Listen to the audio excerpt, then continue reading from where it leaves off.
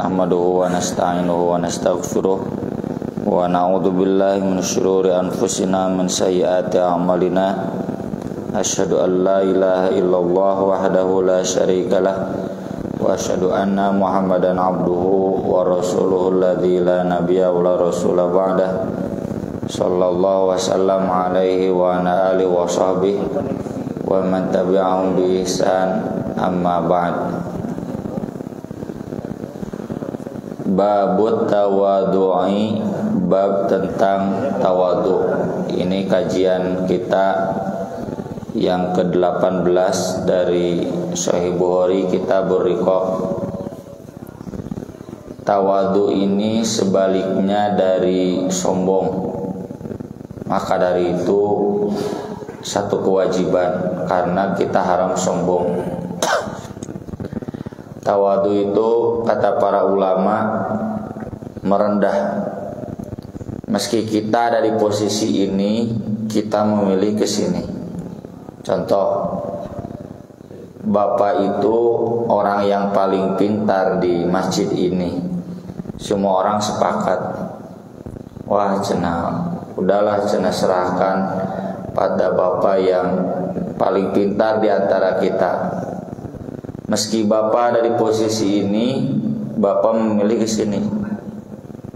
Bapak mengatakan, tidak, saya bukan paling pintar, masih banyak orang yang lebih pintar dari saya. Nah gitu. Atau semua orang tahu bahwa bapak itu orang yang paling capek ngurus masjid ini, paling total. Tapi bapak memilih merendah. Tidak, masih banyak orang lain yang lebih baik dari saya. Saya kebetulan seperti ini karena saya dianugerahi pensiun dini misalkan, karena saya dianugerahi rezeki yang cukup, mapan misalkan. Jadi tidak menerima kedudukan yang di sini, tapi memilih ke sini, ke bawah. Kalau bapak ada di posisi ini, ibu ada di posisi ini, lalu mengakui posisinya di sini, nah itu sombong. Iblis itu jadi kafir karena tidak tawadu. Fakta bahwa iblis itu diciptakan dari api, sedangkan Adam dari tanah. Faktanya memang api lebih mahal daripada tanah. Seharusnya ketika Allah menyuruh iblis sujud, dia nggak usah menyebutkan posisi dia, turun saja. Saya kan diciptakan dari api, Adam diciptakan dari tanah. Masa saya harus sujud ke Adam? Nah itu iblis mengakui posisinya di sini. Dia nggak mau tawadu, nggak mau turun, nggak mau merendah.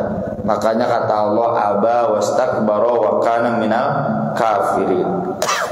Jadi hati-hati nih, sifat jauh dari tawadu itu bisa kafir, bisa kufur nikmat. Nah masalahnya ini penyakit kita semua. Kita itu ingin diakui di posisi kita, ya kan? Kita itu ingin diakui di jabatan kita, di kedudukan kita. Kalau ada orang lain yang tidak mengakui, malah kita marah. Nah sifat itu sifat yang jauh dari tawadu. Sifat itu yang akan membuat kita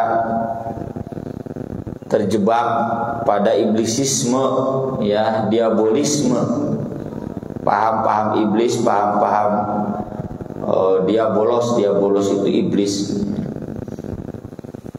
Contoh misalkan bapak itu di sini yang paling tua, yang paling berjasa dulu dalam membangun masjid.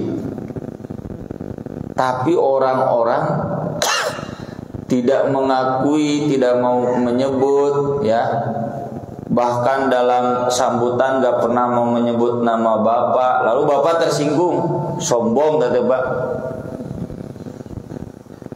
Saya misalkan kedudukannya sekarang kebetulan pimpinan tertinggi di pesantren saya.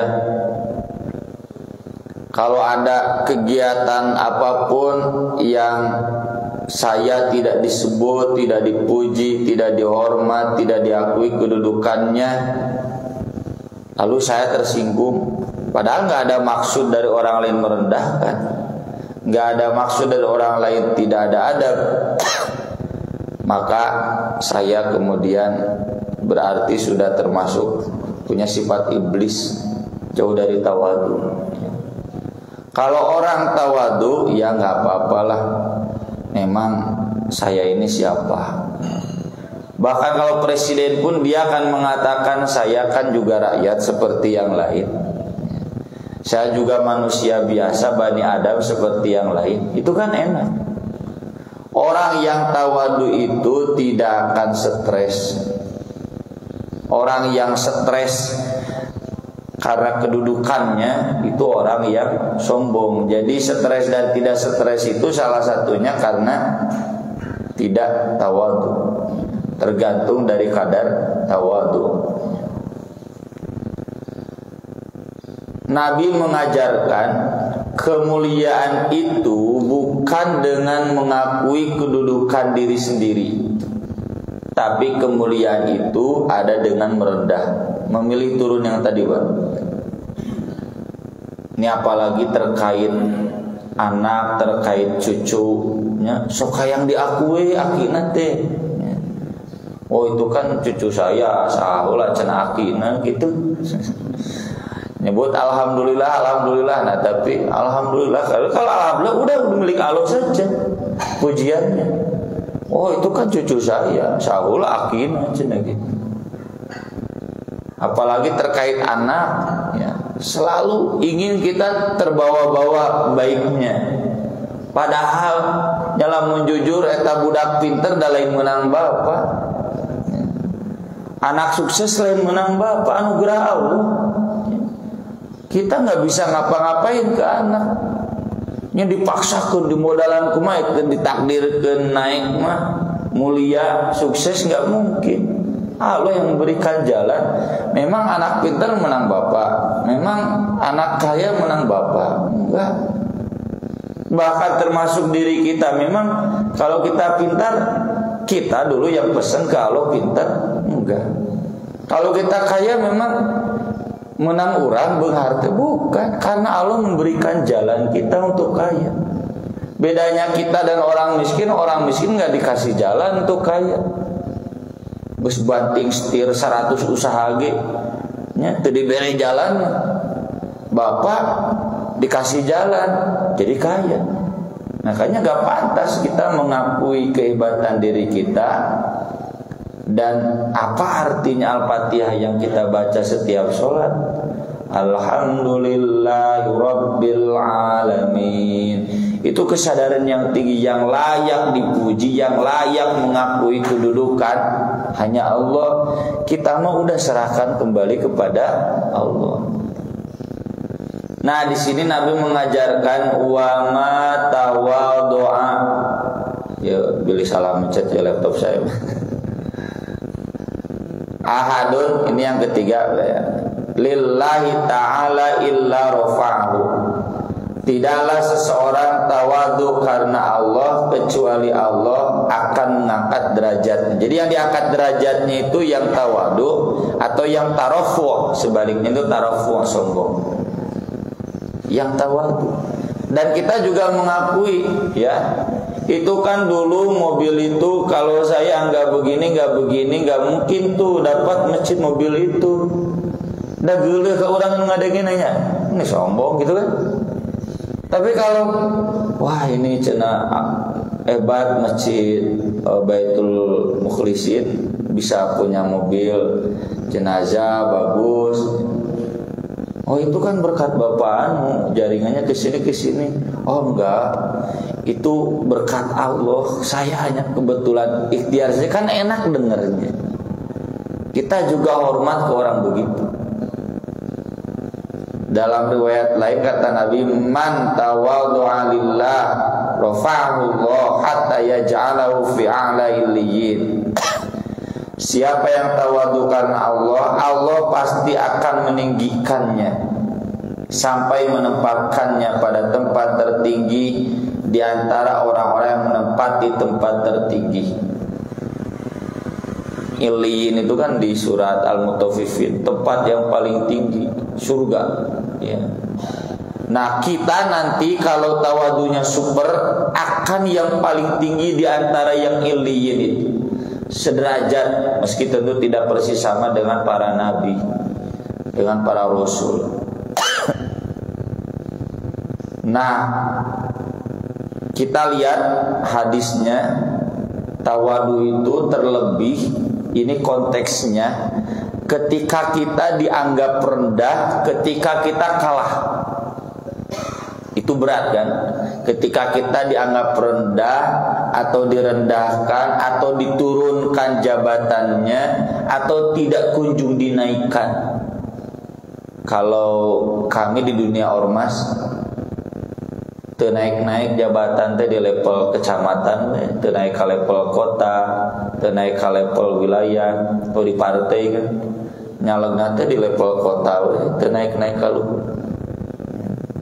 Atau bahkan diturunkan yang asalnya di level pusat, akhirnya jadi level kota, level kecamatan. Atau ketika orang lain direkrut jadi pengurus, bapak nggak direkrut. Nah di sana tawadu diuji. Kalau kita marah karena cenai batur diangkat jadi staf DKM, saya tidak, itu berarti tarufu. Ya biar tuh pada, kan kita juga baca dalam wirid wala yanfa'udal jad minkal jad.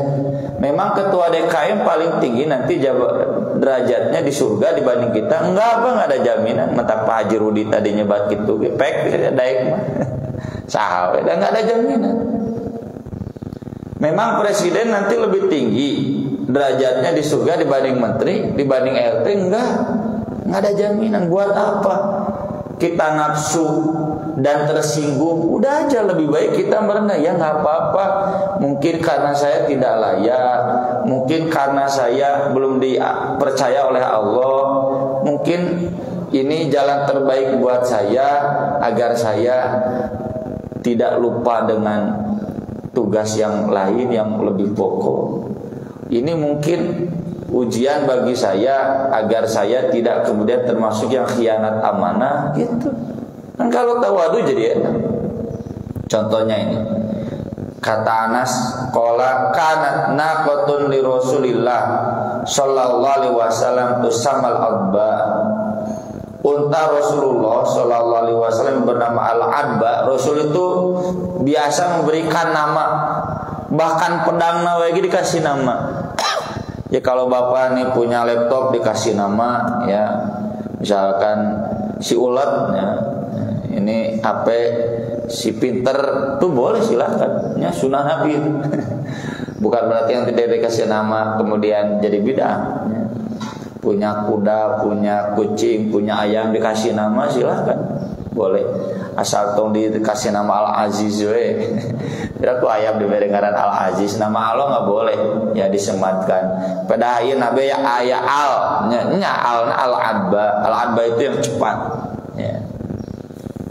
Wa kanat la tusbaku, tidak pernah dikalahkan. Jadi kalau touring mbak, unta Rasul panghareupna wae, pangeulana wae. Mau naik motor teh da motorna halus cepet wae pangeulana wae. Faja'rabiyun ala qudin lahu. Lalu ada seorang Arab pedusunan, orang Arab di kampung yang mengendarai untanya, fasabaqoha, dan bisa mengalahkan unta Nabi. Tara-tara Nabi kalah bahkan dengan orang Arab kampung, bukan orang Madinah. Ini menunjukkan Pak bahwa saya pernah bahas Nabi itu orang kaya. Unta Nabi itu ada 5, kudanya ada 9. Jumlah nama Nabi teh NMAX gaduh, PCX gaduh, ya, Vario aya, ya. Nah, Pak motor mahal, ya. Motor juga Harley Davidson punya Nabi itu karena penting buat kepentingan beliau ya. Akhirnya di padang pasir Pak minimal Pajero Sport Dakar ya.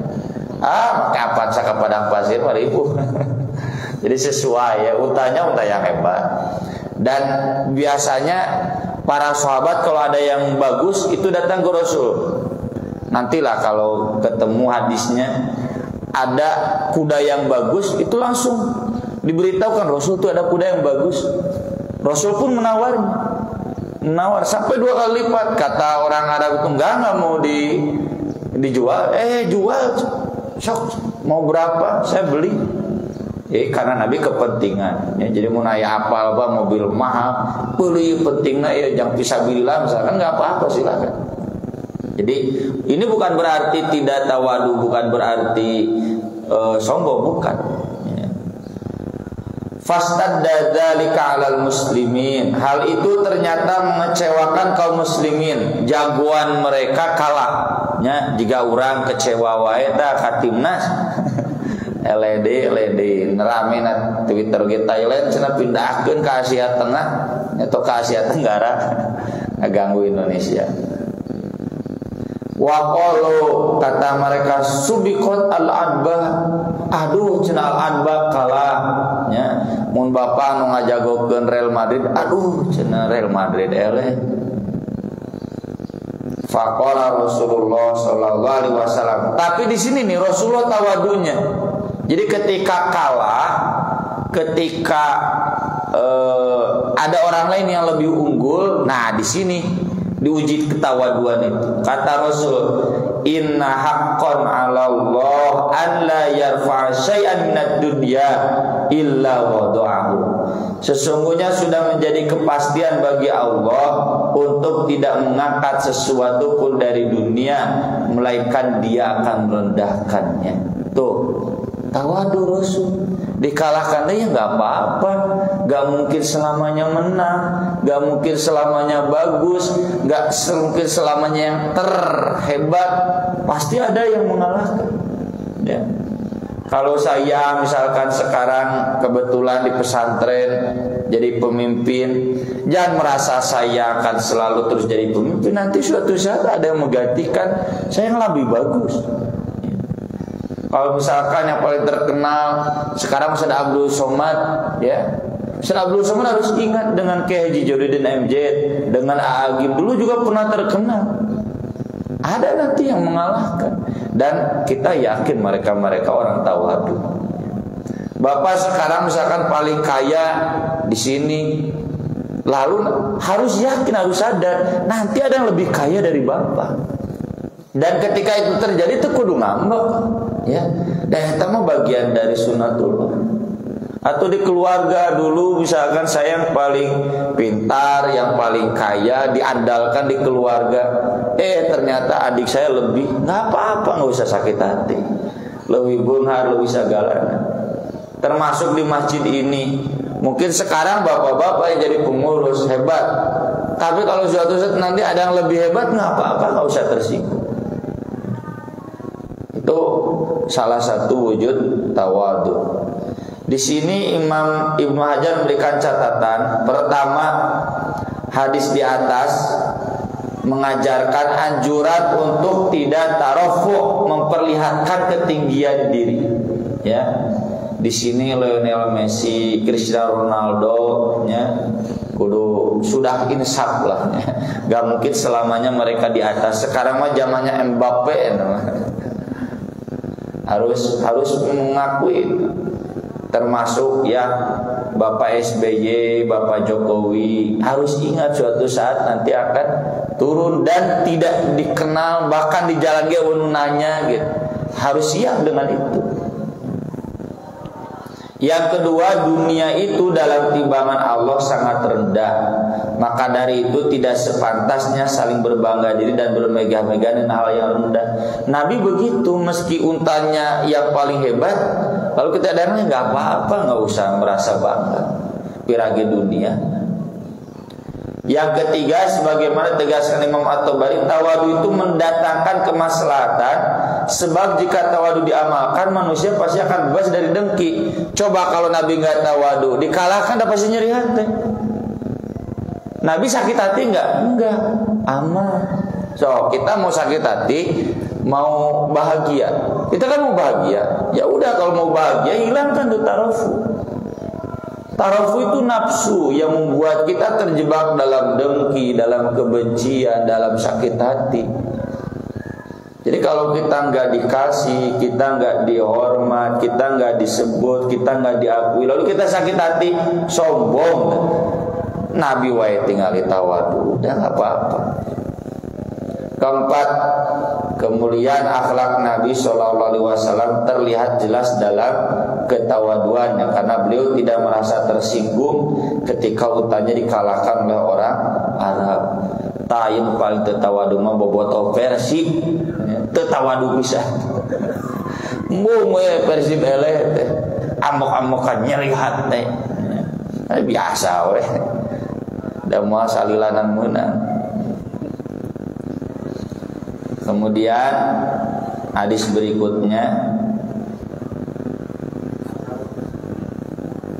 nah ya kumaha apa aja diagengkeun ada ya, canggih.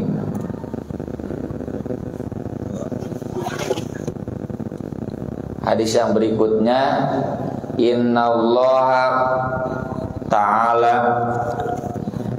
sesungguhnya Allah Ta'ala berfirman. Ini namanya hadis kursi.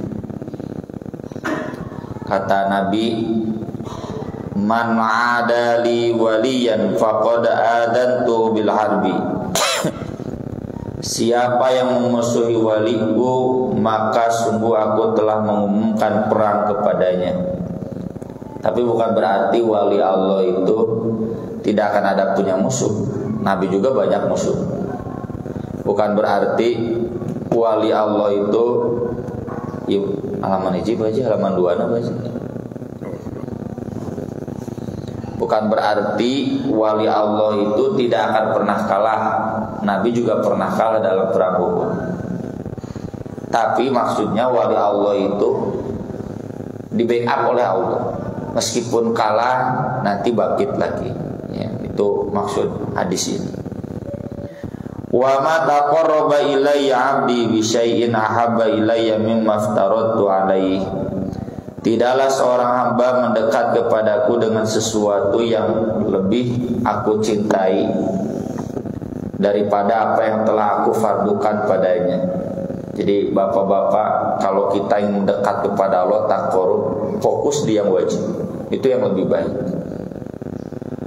Wa ma yazalu 'abdi yataqarrabu ilayya bin nawafil, baris ketiga, hatta uhibbahu. Tidaklah seorang hamba mendekat kepadaku dengan amal-amalan sunat sehingga aku mencintainya.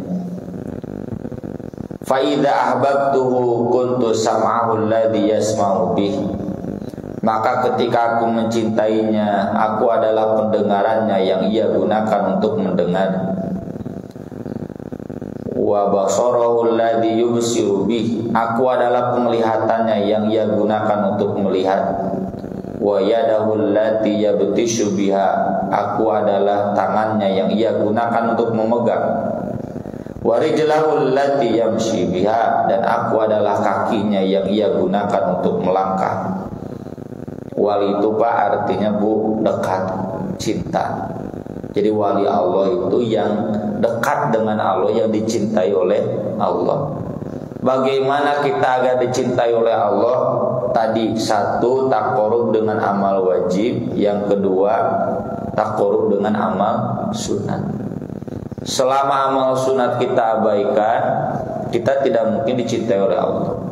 Harus dengan amal sunat. Dan berarti wali Allah itu bukan yang banyak mengamalkan bid'ah, karena bid'ah wajib dijauhi, ya kan? Jadi kalau wali Allah punten di dunia tasawuf yang begini, yang begini, yang begini, nyanyawanan Nabi wae teu kitu. Ya, Nabi itu kan yang paling takut. Itu bukan wali Allah, atau wali Allah abal-abal. Masa ada wali Allah Jumatannya di Masjidil Haram bari awakna di kamar. Ya. Nah itu cenah kiai teu Jumatan. Pan kiai mah meskipun di rumah ruhnya ada di Masjidil Haram. Nganyela lieur wae. Wali Allah mah teu kudu salat, teu kudu zakat. Karena cenah dia mah sudah jadi wali. Kalau sudah jadi wali itu ruhnya sudah dengan Allah. Teu kudu salat, teu kudu zakat pan teu nyararang. Di sini Nabi menegaskan wali Allah itu yang paling dekat, paling takut, berarti mengamalkan yang wajib, meninggalkan yang sunat. Mengamalkan yang wajib berarti meninggalkan yang haram karena wajib. Mengamalkan yang sunat berarti meninggalkan yang makruh karena sunnah meninggalkan yang makruh. Dan ketika itu terjadi, maka kata Allah, pendengarannya pendengaran Allah, matanya mata Allah, tangannya tangan Allah, kakinya kaki Allah. Para ulama sepakat bukan berarti Allah menyatu dalam dirinya seperti yang diajarkan tasawuf di aliran sesat. Tasawuf sesat bukan. Buktinya apa? Kesananya Nabi mengatakan wa in sa'alani la'utiyannahu. Jadi maksud aku tangannya, aku kakinya, kalau dia meminta kepadaku, niscaya aku memberinya. Seakan-akan Allah ada di sana. Eksekusi ku Allah. Ya.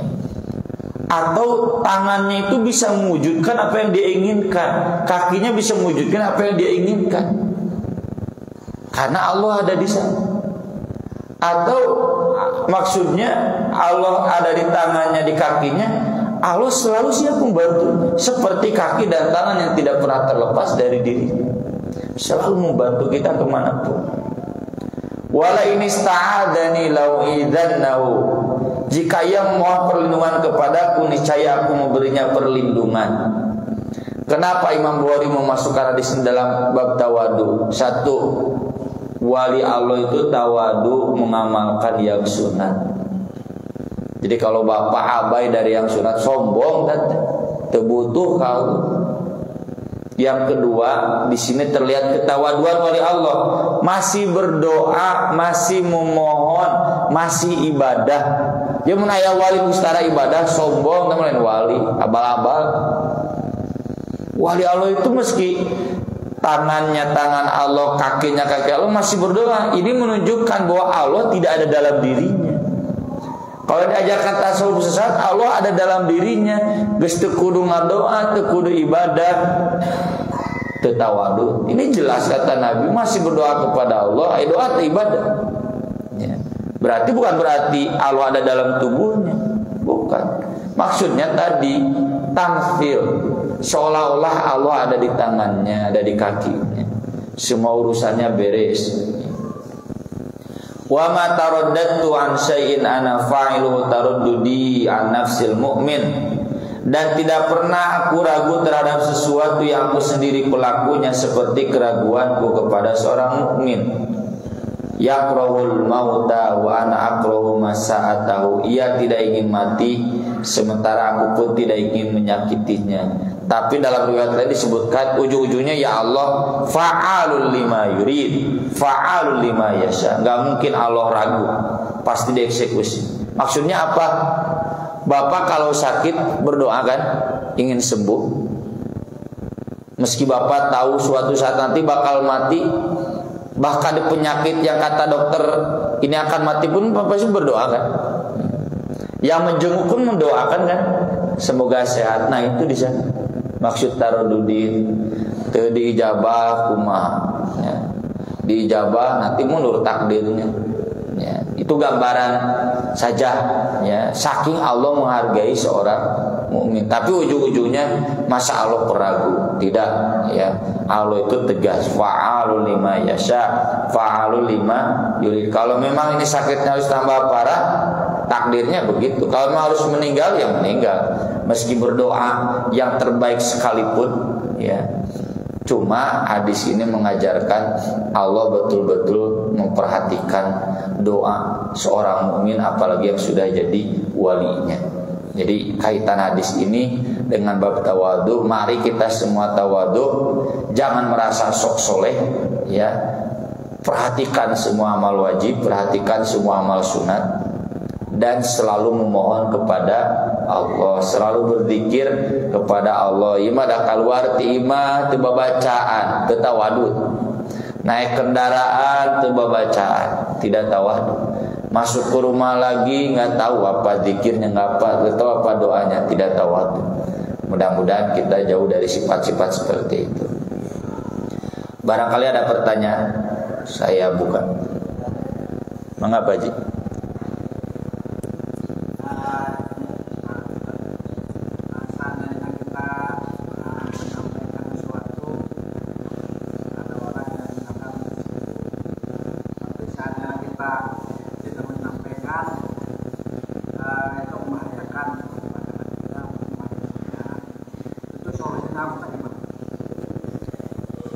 Solusinya sudah dijawab oleh Nabi, wa qulil haqqo walau kana murran.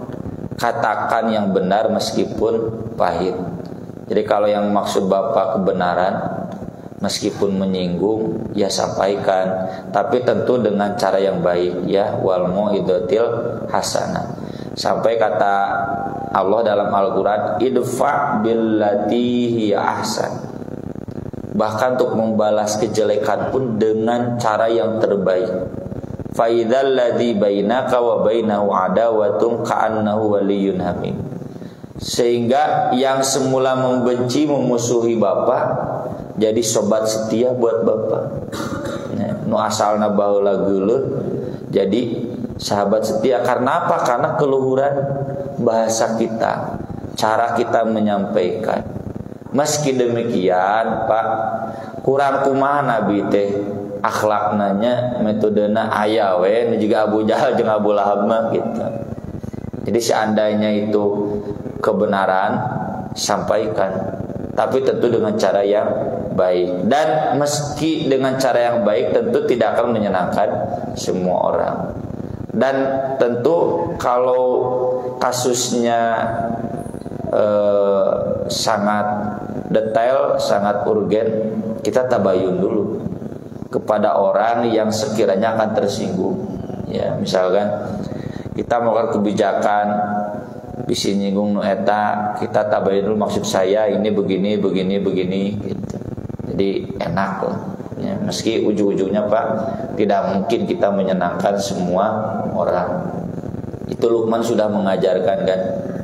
Terkenal riwayatnya, keledai kecil ditumpahkan ku Luqman, anaknya dibawa. Kata orang-orang, ini kurang ajar bapak, biraku budak sana lempang. Bapaknya naik, gantian jam, anaknya naik, Luqman dibawa. Teu sopan cenah eta budak, ai bapak lempang, budak dina keledai. Tumpahkan dua anak, masa keledai kecil ditumpahkan dua anak? Turun dua anak, nah cenah keledai itu ditumpahkan ada raneh wae teh. Enggak mungkin kita, kata Luqman, la yumkin irdau kulli insan. Enggak mungkin kita membuat ridho puas semua orang. Asal kita tahu ini kebenaran, cara yang kita sampaikan sudah benar, udah. Ya. Tadi saya bacakan ayatnya, wala yakhafuna laumata laim yujahiduna fi sabilillah. Dia jihad di jalan Allah sungguh-sungguh benar, wala yakhafuna laumata laim. Tidak takut dari kritikan orang-orang yang mengkritik. Maksudnya bukan berarti sombong tengah dengan usulan, bukan. Maksudnya kita sudah jihad, sudah serius, sudah benar, ayawe ngomong lagi. Dan itu enggak boleh dihiraukan. Iya, jangan dihiraukan. Terus saja maju terus, pantang mundur. Gitu Pak Haji. Mangga. Masalah tasawuf. Ya. Apakah kadang-kadang kalau dari kebanyakan tasawuf itu sesat sebenarnya. Tapi kalau saya pelajari itu ya, kayak seperti belajar manitra,